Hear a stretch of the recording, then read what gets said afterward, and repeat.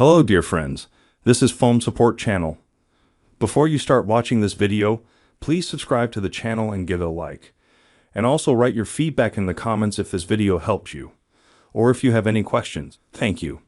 In this video I want to show and tell you how you can block any user or friend in Snapchat literally in a couple of seconds. That is, we can send this person to block. How to do it? To do this, you go to Snapchat. Then here you click at the bottom on the search for chat rooms.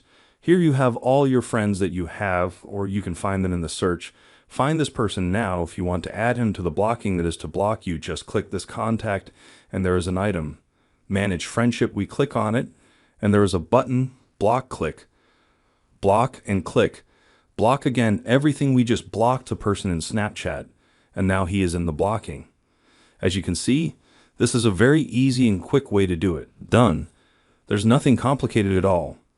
If you like this video, put likes and subscribe to the channel, and also watch other useful videos on the channel. That was Phone Support. Bye. See you later.